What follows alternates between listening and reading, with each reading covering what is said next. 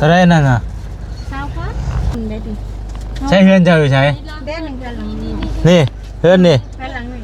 อยู่กับไผอยู่กับผัวกำยังแล้วแต่ละบ่มีผัวอ๋ออยู่กับผัวไปเฮ็ดเวียกหยังผัวเราเลี้ยงงัวเฮ็ดเวียกทั่วไปพี่ก็ได้มันจังบ่มันจังบ่ซักมันจังบ่ซักเอาไปด้วยไปแล้วเอาตั้งนี่ได้บ่ตั้งอะไรโดย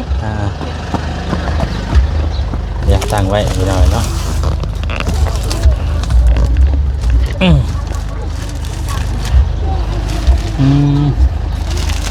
10 โลพี่น้อยเนาะวางไว้นั่นเนี่ยมันบ่นั่นแต่ว่าเนาะเพราะว่ามันฮ้อนได้เลยเฮาจีนี่มันเด้อเพราะว่าเฮาบ่อยากให้คุณเจ้าอัพเด้มันจังขายสะดวกโดยให้มันคือมอมๆเลยเนาะมีอันนี้บ่มีอันนี้มีแต่เท่านี้บ่มีเท่านี้แล้วมือหนาเลยครับจังมีส่งซองทงเลยครับนี่เนาะโดยทาน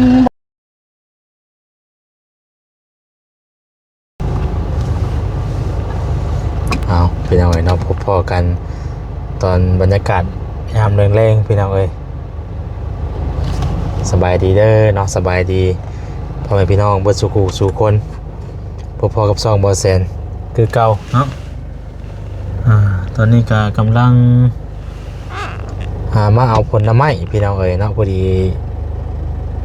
ทางบอแซนมือก่อนนะเนาะพอดีมาสัมภาษณ์คนหนึ่งนี่แหละพี่น้องเอ้ยเนาะมาสัมภาษณ์คนหนึ่งในวันนี้พอดีพ่อจะมันอะไรซื้อแล้วนะน้อยหลาน้อยนี่แหละก็เลยขอเบอร์โทรมันไว้เพราะว่ามากระทันเป็นมาขายมากระทันเมื่อนั้นนะเนาะเป็นมาขายมากระทันกับมากระทันมันแซ่บก็เลยขอเบอร์โทรมันไว้ซื้อมาขายพี่น้องเอ๋ยเนาะกายแล้วป่ะเด้พอดีอยู่นี่พอดีเลยแล้วขอกับเนาะ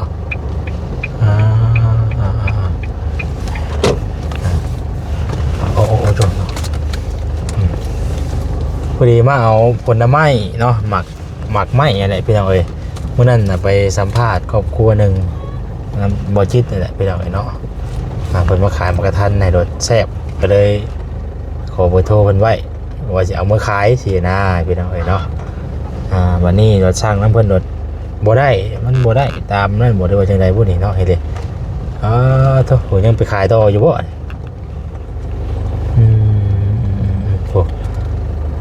พี่น้องเอ้ยเนาะจะไปเอาอยู่ห้านเอื้อยเฮาแล้วบ่จะไปเอาอยู่ห้านเอื้อยเฮาอยู่บนการเอามาหลอกขายไล่ขายสบายดีเด้อบ่ได้ขายได้ขายจักทงแล้วมื้อนี้ได้12 ธงยังหลายเติบขายบ่ได้ซอยซื้อแน่ซอยซื้ออีกแน่ว่าซั่นเนาะขายเป็นได้ดีเนาะซอยซื้ออีแน่มันมีแมงซ้อนแซ่บซิมได้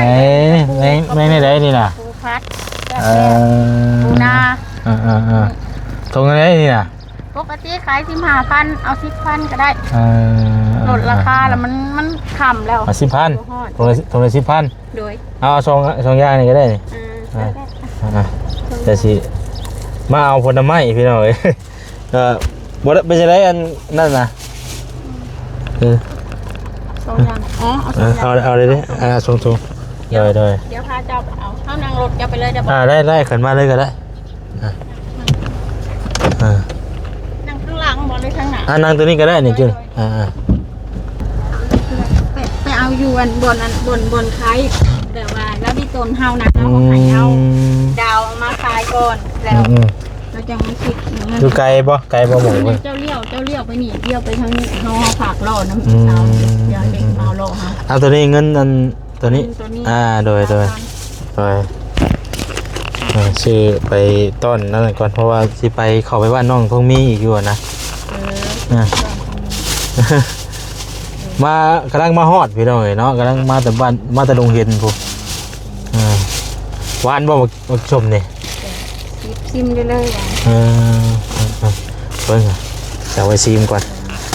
คือตอนเพิ่นพร้อมแล้วก็ซีเองพร้อมได้นี่เนาะล่างน้ำล่างบ่หรือว่ามันคือเป็น ส้มบ่ต้องลากแกะกินได้เลย มันคือเป็นเปียกหรือว่าในไหนมันชืดบ่ มันขึ้นเพราะว่ามันอยู่ในอันนั้นเขาเพราะว่ามันมาของเจ้าเขายังแกะอันจีกให้ลมมันออกแล้วมันสิอัพของเจ้า โอ้ใช่ เด้อทอนหาย30 ได้เข้าใจมาอุดหนุนเพิ่นไปเอาเนาะมาเอาอันนั้นพ่อมื้อนี้ก็ได้มาเอาผลไม้นะพ่อเฮาก็ไปรอบอันรอบแรงแล้วมันเลยบ่หมดไผใส่เพิ่นมาใช้จ่ายนี่นี่เนาะคุณนี่ครอบครัวนี่ได้มันทุกข์ยากได้ครอบครัวอันนี้ได้เพิ่นบ่มีของกินนะบ่ซื้อเอาขายบ่มีเงินซื้อเอาให้เพิ่นแล้วล่ะก็บ่มีนะครับก็ไปเอาให้เพิ่นอยู่ให้เพิ่นอยู่บอกไม้ของเจ้าน่ะคนดอกไม้บ่ตัวใดของกินเด็กน้อยบ่มีของกินผลไม้ก็ได้นี่ผลไม้ให้เราเลยของกินบ่หายบ่ปูก็ไปของกินบ่เขาบ่มีของกินกระปูก็ได้จ้ะกระปูก็บอกไม้พอดีแต่เดี๋ยวอันได้เรือนเพิ่นน่ะเราจะได้นั่นน่ะ20,000บ่ปกติเอานั่นก็ได้เอานั่นพอดีบ่หมากกันนั่นน่ะจะทอนเงินข่อยกันอะไรก็คิดนี่เขาให้20,000นั่นน่ะ30นี่พอดีพอดีเลยคือใช้เพื่อนเจ้าอยู่ใช้นี่เพื่อนนี่อยู่กับไผ่อยู่กับผัวกำยังแล้วแต่เราบ่มีผัวอยู่กับผัวไปให้เพื่อนยังผัวเราเลี้ยงงัวเห็ดเลี้ยงผัวไปเลี้ยงงัวลูกเขาหลาย3-4 คนลูกหลายเนาะเอาบ่ได้มีโอกาสเดี๋ยวสิไปขามามีแห่งบ่มีผัวนี่เอาไปมาผู้ขายกับบุมี่แต่บาทนี่ถ้ามีแห่งบ่มีผัวบ่ได้อยู่น้ำเอาถึงเนี่ยเพิ่นไปใช้เพิ่นไปทำงานแล้วก็ทุกอย่างศึกษาแล้วก็ไม่มาเลยครอบครัวทุกอย่างเอาเฮือนหลังนี้ได้จ้ะเฮือนหลังนี้เฮือนเราเฮือนตัวนี้ได้จ้ะบ่เฮือนอันนั้นเฮือนญาติพี่น้องเขาไว้อยู่ดีน้ำกันดินเขาก็เข้าใจว่าเป็นดินของเขาบ่ที่มันเป็นดินของพ่อแม่ลูกพ่อแม่เขาคุณเขาอาศัยอยู่บนนี้ได้เขาเข้าใจตรงนี้นะโดยพอได้ไปมาเมื่อหน้าเดี๋ยวสิเข้าไปหาเพิ่นเพื่อนเลยเพราะว่าสิเข้าไปบ้านน้องทงมันสิครับไม่ทราบว่าเสียงเฮาเฮือนเฮาอยู่น่ะพูดอันเมียอ้ายน่ะเด้อันตัวที่แนะนำมันน้องคงมีอันชื่ออย่างนะไอ้แสนบาแสนเรียกกว่าเจ้าคือเสียอายุน้อยกว่าเฮาอยู่เจ้า30 ปานบอก30ถวดเลยห้องน้อง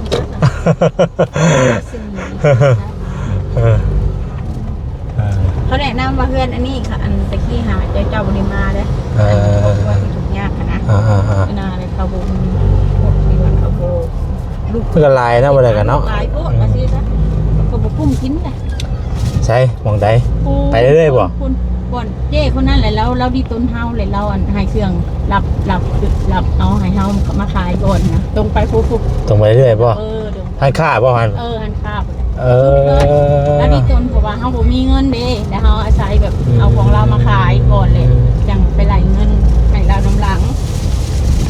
ทุกโมเมาของเฮาเป็นเกิน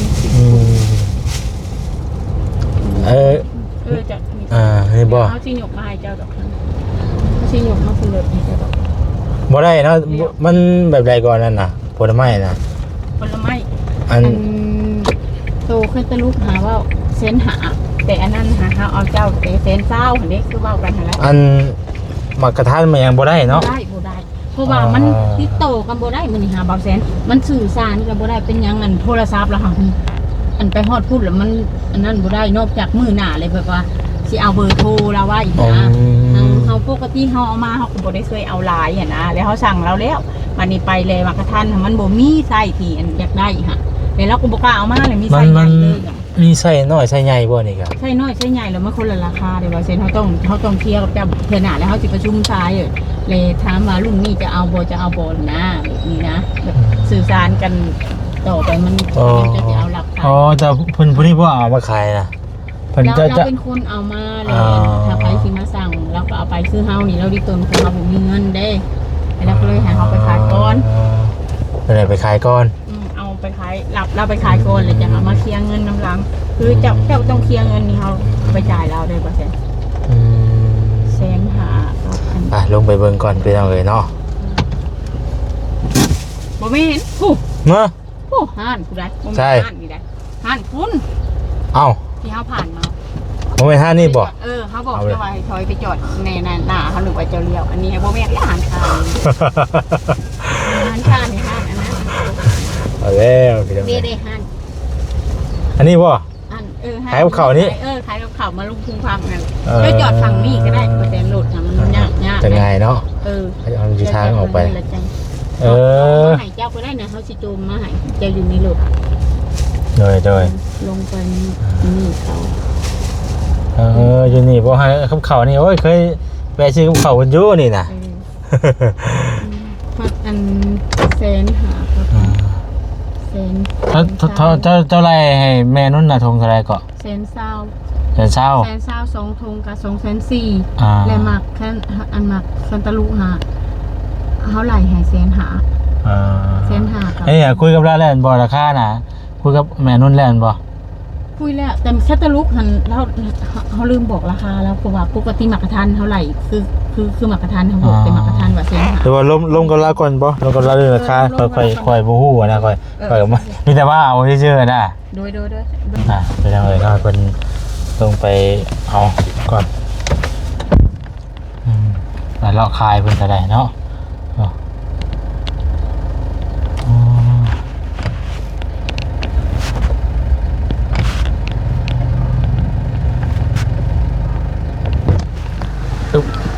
โอ้ยอากาศเริ่มหนาวเลยเด้อเขาไว้ข้างในพี่ก็ได้มันจังบ่ มันจำบ่ซับ มันจังบ่ซับ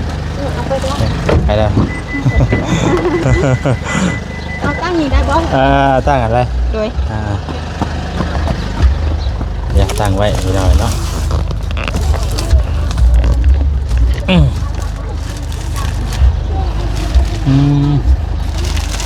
10 โลไปหน่อยเนาะวางไว้นั่นเนี่ยมันโบนั่นแต่ว่าเนาะ เพราะว่ามันฮอดได้เลยเขาจีนี่มันเด้อเพราะว่าเขาบ่อยากให้คุณเจ้าอัพเด้อมันจังขายสะดวก เดี๋ยวให้มันคือมอมๆเลยหน่อยเนาะ มีนี่บ่ นี่อันนี้ มีแต่เท่านี้บ่ มีเท่านี้แล้วมือหนาเลยครับจังมาให้ มี เจ้า ผสมซองทงเลยครับนี่เนาะ โดย ๆ ถ้าอันบ่มั่นใจติด เท่าไร ไปเลย เท่าไรก็รวมเบิดเท่าไรก็ รวมทั้งหมดอันนี้แสน2,400,000อันนี้แสนหาเป็น3,900,000โอเคป่ะถือป่ะ รวมเบิ่งเรารวมเบิ่ง อันนี้แสนหาอันนี้แสนเช้านี่แสนเช้าก็2,400,000 บ่ทันบ่ไหวปานใดเด้ก็ต้องเอาคอมเรื่อยๆเบิ่งเอาโทรศัพท์มาก่อน 3,900ทั้งหมด3,900เพราะว่าตัวเงินเฮาอันนึงเลยนะ เบิ่งเอาเงินก่อน เราโอเคเราอ่ะเมียเจ้าคันเราลองได้สมมติว่า3 หน่วย10ค่ะเราก็สิได้หลายเติบได้ป่ะแซนอันนี้เอาไปเห็ดถุงอะนะ ได้ไปเอาก่อนเงินแม่นนอยู่ใส่บ่นี่บ่ เงินแม่นุ่นนี่ยังนี่ แก้ว เดี๋ยวไปเฮือนของมีบ่ บ่อันนี้แก้วนี่น่ะนั่นซื้อกับข้าวกินแหละมันเหลือจ้ำแล้วก็ได้นั่นแก้ว ถึกแล้วปะตรงแล้วปะ เดี๋ยวไหลกันคักแม่ เท่าไรก็ แสนหา 150,000 แล้วก็มาเกี่ยงทงละ120,000 2 ทงกะ2,400,000 เดี๋ยวเอาตัวมาเกี้ยงก่อนมาเกี้ยงนี่ตัว120,000เนาะแล้วบวกไหมบวกเป็น120,000คูณ2ตัวนี้เนาะแล้วก็อันนั้น1,500 2,400 1,500,000แล้วก็มาใส่แสนหา 3,900,000 โอเค ก็ค่า30,000 3,900,000ตอนแรกน่ะสั่งหมากระทันพี่น้อง แต่รา เนาะ คาทำกันนั่นแหละแต่บ่ได้หมากระทัน เพราะว่าสิซื้อแม่นุ่นเพิ่นว่าอยากได้เมื่อขายอันนั้นมันมีบุญเดือน3บุญเดือน3 โดย 1 2 3 4 3,900เจ้าให้เฮา400,000เฮาทอด 10,000โดย 2 4 6 8 10ขอบใจเด้อ โดยเข้าใจ ร่ำรวยเห็นหยังแล้วก็ให้ขึ้นให้ขึ้น โดยคือกัน โดย ปังคือกันเอาให้มีลูกค้าเขาหลายๆเด้ออ่า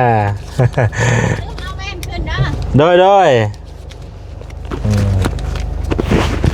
ไปพี่น้องเอ๋ยเนาะก็ถือว่าได้หมากเกี้ยงพี่น้องเอ๋ยเนาะได้หมากเกี้ยง2ถุง20โลแล้วก็กับแคตตาลูอัน3ถุงนึงเนาะไปพี่น้องเอ๋ยไปมาเลย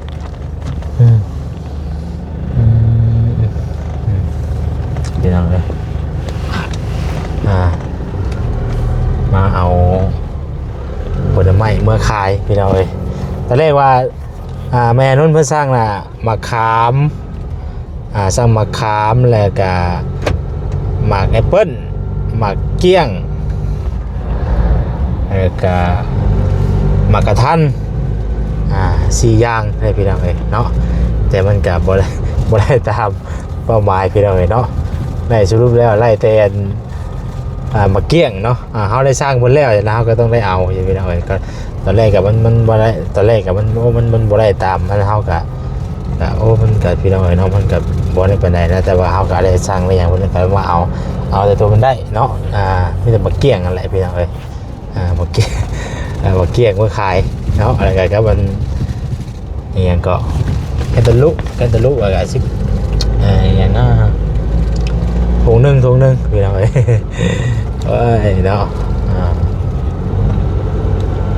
เอาจะจังสั้นแหละพี่น้องเอ้ยเนาะกัน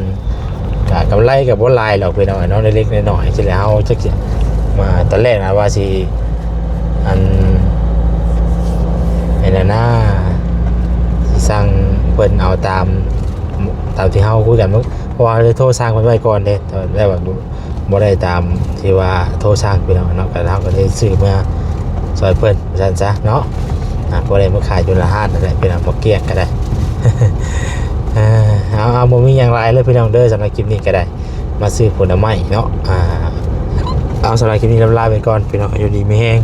มาสุขเด้อพี่น้องเด้อเนาะตามเบิ่งซื้อผลไม้พี่น้องเอ้ยไปลาไปก่อนพี่น้องเอ้ยไปเนาะสบายดีพี่น้องเอ้ย